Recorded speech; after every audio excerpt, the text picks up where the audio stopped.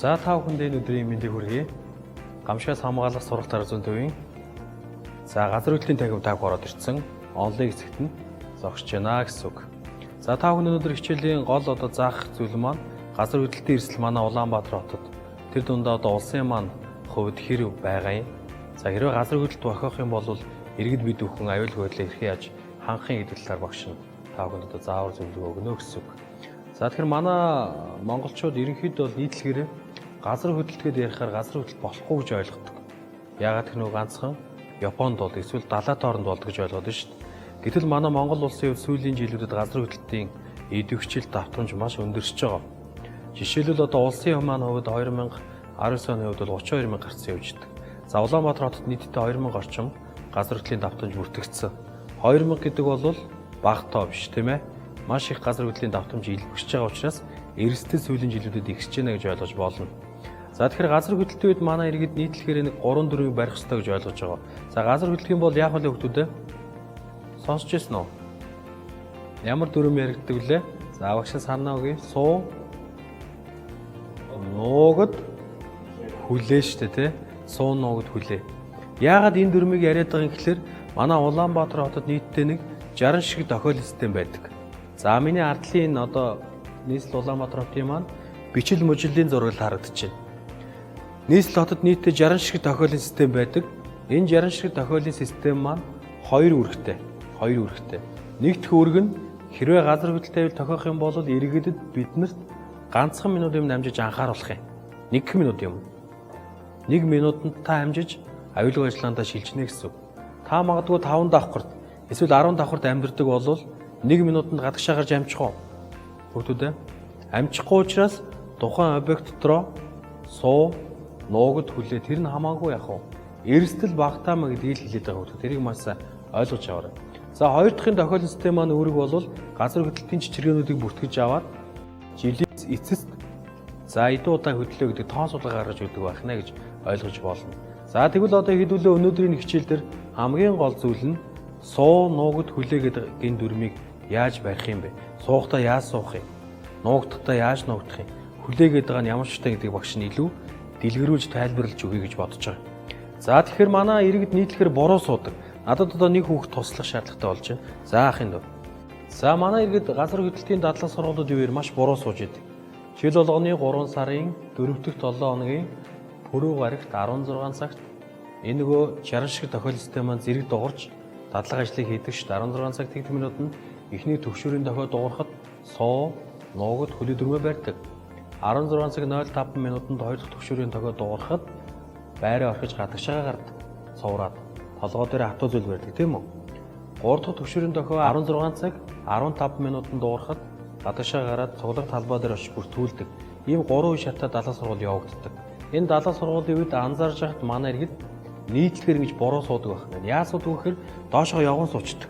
За гарыг ардаа толгойнхаа ард давцсан иймэрхүү байдалтай сууж идэг байна хүүхдүүд. Энэ суулт маань маш эрсдэл өндөртэй суулт байгаад идэг. Газар хөдлөлийн нэг өвчтэй чичиргээний үед унах магадлал маш өндөртэй. Дээр нь хамгаалалт маш багатай. Дээр нь ингээд суучгаар маш өндөр байгаа учраас хэр оргийн санд ширээний доор багтах боломж хязгаарлалт байгаад байна. Харин энэ суултаараа нөгөө гадаа цуглах талбай дээр очиод ингээд суучих юм бол дэг журамтай, замбраатай бүртгэл явуулахад маш хялбар болдог. Тэгэхээр энэ суулт маань гадаа багтаа суултах нь шүү дээ олон улсын стандарттай. Гэтэл бид нар гадаа багтаа суултаар объект дотор ажлын байр гэр орондоо ингэж сууна гэж буруу ойлгоод байна гэсэн үг. Тэгэхээр багш нь зөв суултын зааж өгнө. Зөв суултын зааж өгөөд хамгийн сүүлд нь энэ буруу суулт нөгөө багшийн зааж байгаа зөв суулт хоёрыг төхөөрөмжн дээрээ ороод хэдүүлээ харна. Багшийн яриад байгаа зөв байна уугүй байна гэдэг хэдүүлээ шалгаж тестлж үзнэ гэсэн үг байна. За тэгэхээр хүүхдүүдээ зөв суултын багш нь заах чинь 2 өвдөг газарт байрлалаа. 2 өвдөг 2 гар 4 мөч маань дөрүүл хамгаалт руу шилжих үүрэгтэй. Түрүүний нөгөө буруу суултан дээр ямар ч хамгаалт байх байсан тий. За 2 гарын алгыг 1 гарын алгыг шилэн хүзүүний арталт байрлуул. Нөгөө гарын алгыг дагцны арталт. Дагц шилэн хүзүү хоёроо гараараа хамгаалж. Хүчтэй юм дээрээс нуурж орж ирэн цогчин. Энэ дээр чин дагцан дээр чин цогчих юм бол шууд газар дээрээ та яах вэ хүүхдүүдээ? Ухаалтаж унаа штэ. Тэр газар хөдлөлтөд хамгийн түрүүнд гэрэл жил янз бүр юм хагарч орж ирнэ. Энэ хүзүүн дээр эсгээд янз бүрийн байдлаар бэртэх гэмтэх эрсдэл байгаад байгаа учраас хоёр гараараа амин чухал газруудаа хамгааллаа. Хоёр тохоогоо нүүрлүгөө сайн авчиж өгнө. Энэ тохоог урагшлаад газар түргэнэ.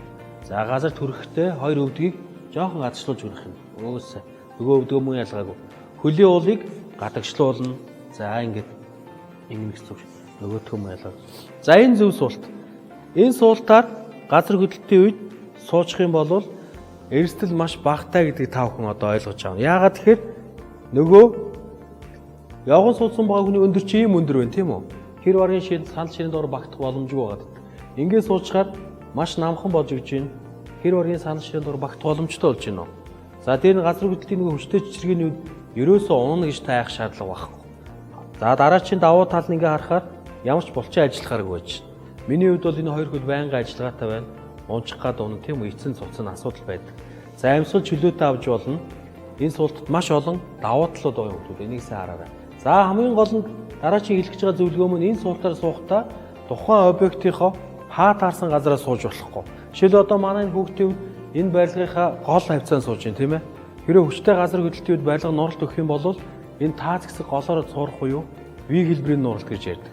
Голд байгаа альва биет альва зүйл яах вэ? Эрсдэх магадлал маш өндөртэй байдаг учраас энэ суултаараа суухдаа аль болох булан тохоо ханаад бараад суу. Даацын антай том цонх байхгүй, тов тавилга эд хэрсэл байхгүй. Ингээд энэ ширээ байх юм ба ширээн доор орчих юм бол хамгийн аюул багтай, эрсдэл багтай суулгаж ойлгож болох нь шүү. За та бүхэн харж байна.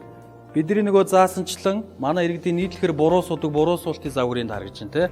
Доошгоо явган суучдаг. За тэгвэл тэнд ширээн доогоор яг одоо зөв суулт маань харагч. Хэдүүлээ зөв буруугс хоёр суултаа 8 баллын газар хөдлөлийн жишрэл дээр тааруулаад туршиж харъя. Тээх үү? За. Чимээгүй ш манай.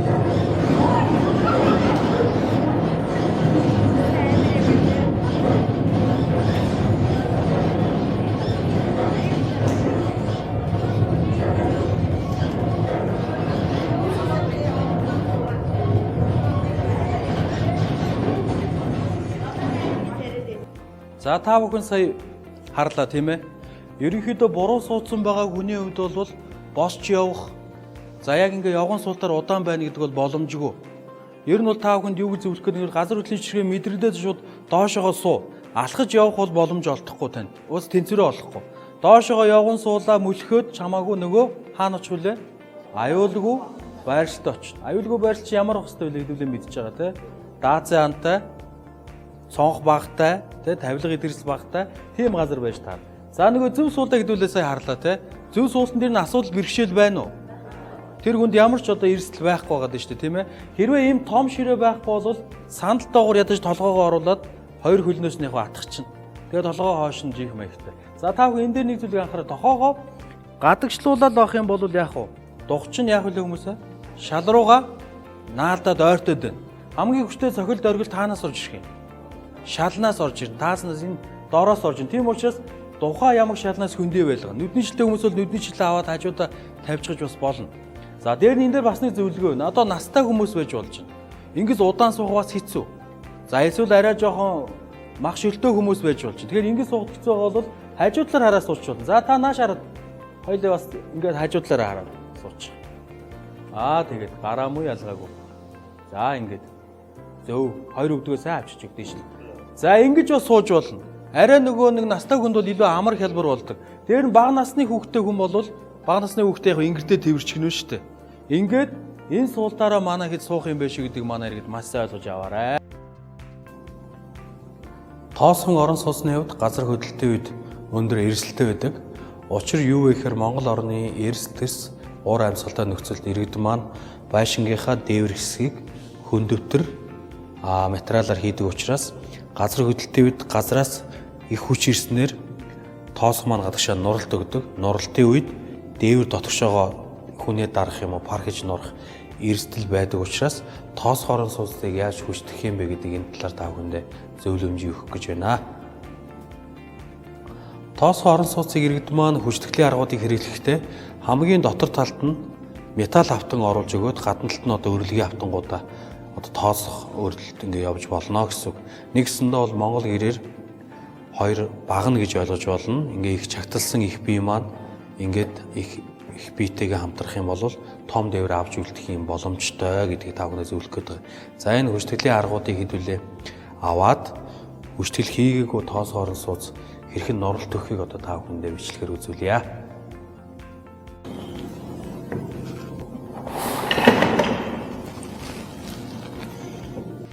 Газар хөдлөлтийн үед тоос хоорон сууц бэхлээгүй тохиолдолд хэрхэн норж байгааг та бүхэндээ одоо энэхүү модон макет дээр харуулъя.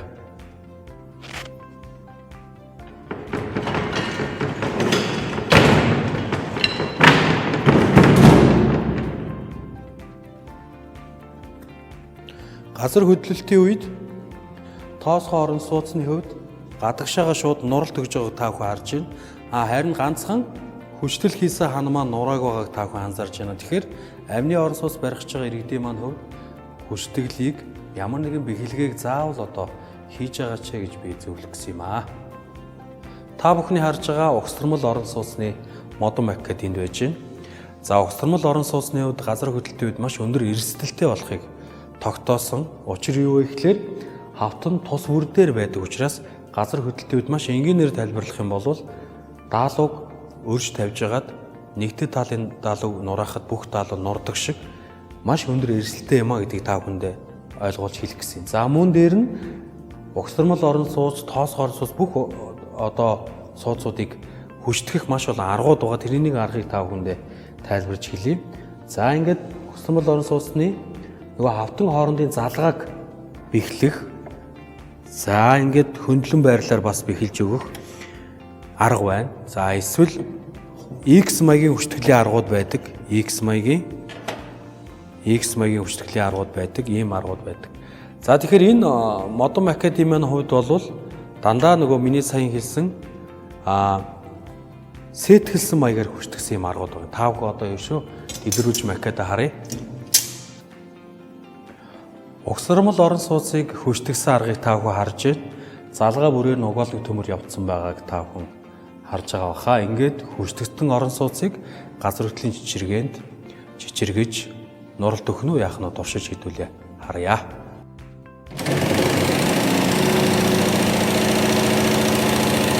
Та бүхэн сая харлаа газар хөдлөлийн чичиргээний үед бэхлэгээ хийсэн, хүчтэл хийсэн орон сууцны хувьд газар хөдлөлийн чичиргээнд ерөөсөө нурахгүй байгааг та бүхэн харж байна. Одоо харин хэдүүлээ хүчтгэлийнхээ аргуудыг аваад хүчтгээгүй орон сууц хэрхэн газар хөдлөлтийн үед нуралт өгж байгааг хэдүүлээ бичлэгээр харъя.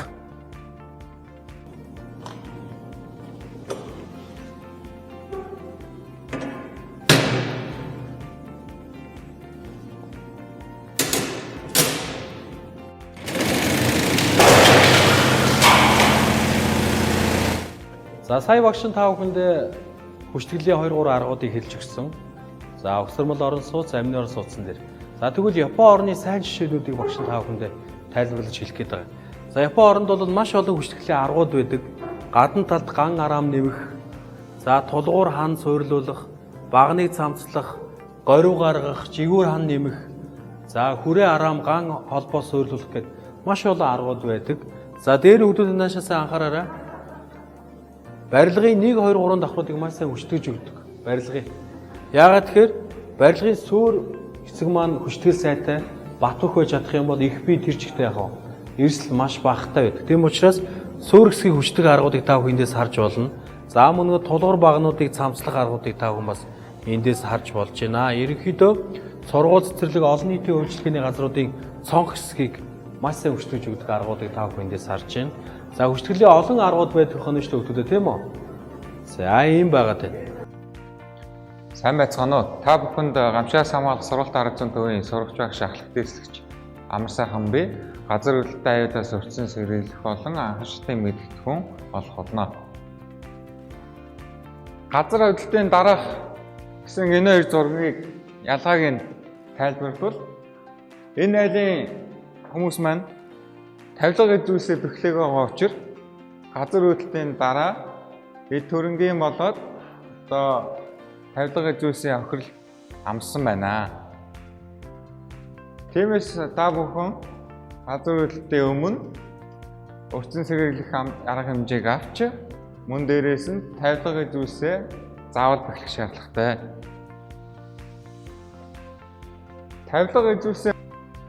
Тавилга зүйлсээ бэхлэхийн өмнө зайлшгүй хийх шаардлагатай зүйлс бол тухайн эд тогшлыг зөв байрлуулахыг хэлж байгаа.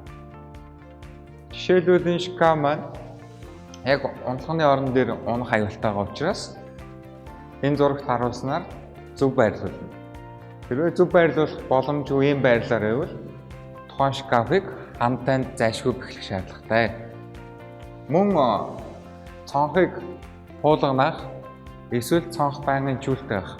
Энэ нь газар үйлдэлтэй үед тухайн цонх хагарч чихний бутрахад хөл гараа зүсэх аюултай байгаа учраас өөрсдөө хамгаалж чүүл татах эсвэл байнгын хуулганах шаардлагатай. Мөн авжуур гэрлийг заавал ханд бэхэлсэн байх шаардлагатай. Нэмэлт бэхлэгээ хийхийг харуулсан зураг харагдаж байна. Зурагт зургийн жааз, хөргөгч, шарга шүүгээ, тавилга зүйлс, сүвнэр гэх мэтлэнгийн бүх жижиг зүйлсийг тухайн суурнаас нь болон хамнаас заавал бэхлэх шаардлагатай. Яагаад гэвэл газар үйлдэлтийн үед эдгээр зүйлстэй нурж доош онох учраас магадгүй доор нь явж байгаа хүүхдийн дээр унж бэртэх аюултай. Тэгэхээр газрын давхар маань нийт 5 хэсгээс бүрдэх бөгөөд үүнд дотоод цөм, гадаад цөм, мантийн дээд хэсэг, царцдас гэсэн 5 хэсэгт хуваагддаг. Газар үйлдэл юу вэ гэвэл дэлхийн дотоод цөмөөс ялгарч байгаа энерги маань дэлхийн царцдас хэмээх чулуулаг давхаргаас тогтох автонгуудын шилжих хөдөлгөөний дүнд үүсэн бий болсон хэлбэлзэл хол зайд дамжин шилжсэний улмаас үүсдэг газар доорх түлхэлт буюу дэлхийн гадаргуугийн хэлбэлзэл гэж ойлгож болно. За өөрөөр хэлбэл газар үйлдэл гэдэг маань газрын гадаргууд үйлчилсэн байдлаар нь тодорхойлбол газрын гадаргууд олон зуун километр урт хагарал үүсч гол мөрөн голдөрлөө, уул нуруу дүр төрхөө өөрчлөх, хот цөөрөн барилга байгууламж нурж, хүний аймнаас олноор ирсдэх байгалийн гамшигт үзэгдлийг газар үйлдэлнэ гэж тодорхойлсон байдаг. Газар үйлдлийн сул буюу 1-4 балын жижигхээлэл тухайн газрын давхар маань хагарал үүсэхгүй боловч газрын гадар дээр байгаа барилга байшин болон хүн амьтанд хүчтэй мэдрэгдэнэ. Газар үйлдэлт маань хагарал үүсэхдээ дараах 3 байдлаар үйлддэг. Эхний хагарал бол хоорондоо мөргөлдөх, шургах, зүрх гэсэн 3 төрлөөр хагарал бий болдог. Газар үйлдлийн чихээлийг баал болон магнитудаар хэмждэг өгөөд магнитуд гэдэг нь газар үйлдлийн голомтод үүссэн буюу газрын гүнд үүссэн газар үйлдлийн хүчийг тодорхойлсон тоо хэмжигдэхүүнээр илэрхийлдэг. Тоо хэмжигдэхүүн нь 1-8 үлтоогоор хэмждэг. Баал гэдэг нь газар үйлдэлтөөр үүсэн чичиргээ буюу жижигхээлэл маань газрын гадар дээр гарч ирнэ. Одоо хүмүүс болон барилга байгууламжид мэдэрснээр тодорхойлогдох хэмжигдэхүүн бөгөөд газар үйлдлийн жижигхээллийн хүч голомтондоо хамгийн өндөр байдаг бөгөөд одоо голомтноос холдох тусам аюул нь буурч байдаг. Энэ спикерийг газар үйлдлийн голомт нь байна гэж үзвэл ойрхон байх тусам хамгийн аюултай, эрсдэл өндөртэй хохирлыг хамснаа гэсэн. Харин холдох тусам аюул багасаад ирнэ гэсэн. Баалыг энэхүү зургаар тодорхой харуулсан байна. Нэг баалын газар үйлдэлтэнд хүмүүс мэдэхгүй зөвхөн төхөөрөмж бүртгэж авч байна. 2 баалын газар үйлдэлтэнд зарим хүмүүс мэдээ, зарим нь мэдэхгүй байна. 3 баалд болохоор бүх хүмүүс мэднэ. Үүн дээрээс нь тавилга зүйлс байнаас өдөлж эхэлдэг. Гэх мэтлэнгийн 4-өөс дээшээгээ газар үйлдлийн аюул нэгсээд хүн ам болон барилга боломжинд үзүүлэх нөлөөлөл нь олон эрсдэлтэй болж эхэлнэ. 1957 оны 12 сарын 4-нд Говьалтай нуруунд тусан газар үйлдлийн жичиргээ Монгол улс даяар мэдэгдсэн байдаг. Энэхүү хагалт маань 8.1 магнитудын хүчтэй өдсөн учраас Улаанбаатар хотод ирсэн жижигхэрэл маань 5 баллаар мэдрэгдсэн гэсэн үг. Энэ зураг маань энэ газар хөдлөлийн голомтоос холдох тусам аюул багсан гэдэгтэй нийцэж байгаамаа. Дэлхийн газар хөдлөлтүүдийг харуулж байгаа энэ зурган дээр энэ газар хөдлөлтүүд маань 1900-аас 2017 онд бүртгэгдсэн тэмдэглээнүүд байгаа. Тэгэхээр Монгол улс Евразийн автан дээр оршдог бөгөөд одоо Энэтхэг Австралийн хатангийн үйлчлэлийн улмаас Монгол улсад газар хөдлөлийн жишээл илүү мэдрэгддэг бөгөөд Монгол улс газар хөдлөлийн эрсдэлтэй бүс нутагт ордог. 1964-өөс 2017 онд Монгол улсад болсон газар хөдлөлтүүдийг энэхүү самбар дээр харуулж байна. Түүхэндээ 8-аас дээш магнитудын хүчтэй 4 удаагийн газар хөдлөлийн жишээл болж байсан бөгөөд Монгол улсад он гарсаар өнөөдрийг хүртэл нийт 39,786 удаагийн газар хөдлөлийн жишээл бүртгэгдсэн байна. Гэхдээ энэ маань Монгол улсын нутаг дэвсгэрт олон хил орчмын бүсэд бүртгэгдсэн тоог хэлж байгаа. За түүний дотроос магнитуд нь 3.5 болон түүнээс дээш хүчтэй газар хөдлөл 36 удаа тохиолдсноос 16 удаагийн газар хөдлөлийн жишээл нь иргэдэд хүчтэй мэдрэгдсэн байдаг байна. Монгол улсын газрын зургаас харуул баруун зүгтээ газар хөдлөлийн жишээл маш идэвхтэй байдаг бөгөөд 2.5-аас 7.5 магнитудын газар хөдлөлтүүд Монгол улсад ихэвчлэн байнга тохиолддог.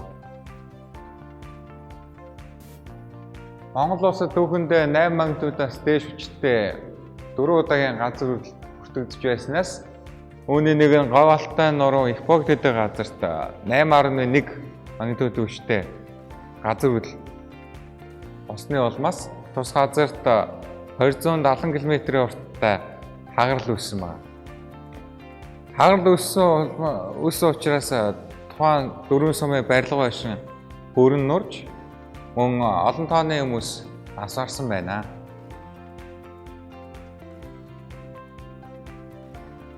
За энэ хагарал маань нөгөө 270 км-ийн урт хагарлын нэг өгөөд одоо гол хагарлын өмнөд хэсэг нь хойд хэсэгтэйгээ харьцуулахад 1.5 м өргөгдөж хагарлын дагуу зүүн тийш 8.5 м шилжсэн гэж үздэг. Газар хөдлөлийн голомтод газар хөдлөлийн шаталбараар 11-ээс 12 баал хүрсэн гэж үздэг бөгөөд 700 км зайтай Улаанбаатар хотод 5-аас 6 баалын жижигхэн мэдрэгдэж барилга байгууламжинд цууралт болон суулт үүсэх зэрэг тохирол учруулсан байна. Улаанбаатар хот орчимд газар хөдлөлттэй нийт 6 идэвхтэй хагарал байдаг бөгөөд үүнд авдар, шархай, бустай, эмээлт, гүнж, мөнгөн морьт гэсэн 6 хагалгаар байдаг байна. Улаанбаатар хоттой хамгийн ойр буюу эмээлтийн хагарал маань нийт 35 км-ийн урттай бөгөөд тус газар 6.5-аас 7 магнитудын хүчтэй газар хөдлөлийн жишээл болох магадaltaй гэж үздэг. Хэрвээ газар хөдлөлт болох юм бол Улаанбаатар хотод 8-аас 9 баллаар мэдрэгдэнэ гэсэн. Улаанбаатар хотод 8-аас 9 баллын хүчтэй газар хөдлөлт болвол орон сууц барилга байгууламжийн 48% нуурах магадaltaй. Үүний улмаас мөн олон тооны хүмүүс амнасаа алдах эрсдэлтэй. Амны орон сууц болон гэр ороолын 81% нуурах магадaltaй. Мөн нуралдаас үүдэн олон тооны хүмүүс амнасаа алдах эрсдэлтэй байна. Газар хөдлөлийн гамшиг дагаад хорьж гамшиг буюу гал төмөр гарах магадaltaй. Гал төмөр өөрчлөх магадaltaй барилгын тоон 7601 гэж үздэг байна. Газрын гадар дээр хөрсөнд өөрчлөлт гарч байгаа учраас нийт 28 гүр эвдрэх магадaltaй байгаа бөгөөд мөн цэвэр бохирын усны хоолой шугам задарч одоо цэврөөс болон цэврөөсний нөөцгүй болж охирын усны шугам болоо задарснаас үүдэн дараагийн гам шиг буюу халдвар төвчин гарах нэ.